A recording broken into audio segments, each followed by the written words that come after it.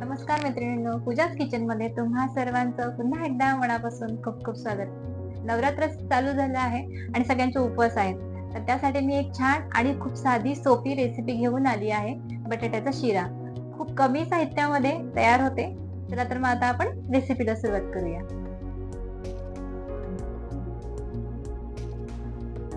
त्यासाठी आपण घेतले आहे उकडलेले 3 ते 4 बटाटे, साखर, काजू बदामचे तुकडे, वेलची पूड आणि दूध. कढई आपण गरम करून घेतली आहे आणि त्यामध्ये आपण 2 चमचे साजूक तूप घालतोय. आणि साजूक तूप थोडं विरघळल्यानंतर आपण त्यामध्ये किसलेला बटाटा घालूया. उकडलेला बटाटा आपण किसून घेतलेला आहे आणि आता आपण कृतीला सुरुवात करूया. आता आपण कढईमध्ये बटाटा टाकून त्याला थोडासा कलर चेंज होईपर्यंत आपण त्याला परतून घेऊ.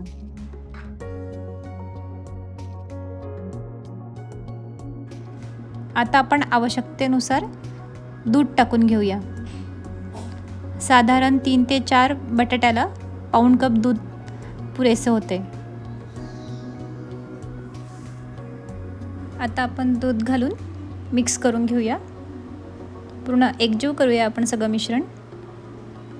त्यानंतर आपण त्यामध्ये आवश्यकतेनुसार साखर घालतोय. साधारण अर्धा कप, अर्धी वाटी साखर घालूया आपण. त्यानंतर आता आपण त्यामध्ये घालतोय 1 चमचा वेलची पूड,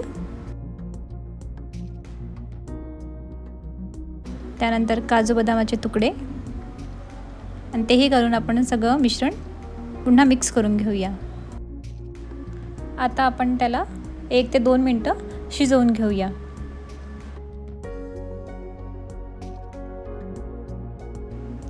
आता हे मिश्रण शिजल्यानंतर त्यामध्ये आपण आवडीनुसार केशर घालूया. केशरमुळे कलरही छान येतो आणि सुगंधही येतो.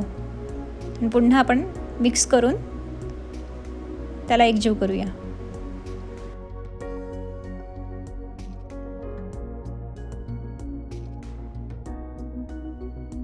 तर आपला आजचा बटाट्याचा शिरा तयार आहे आणि तो कसा झाला आपण एकदा ट्राय करूया.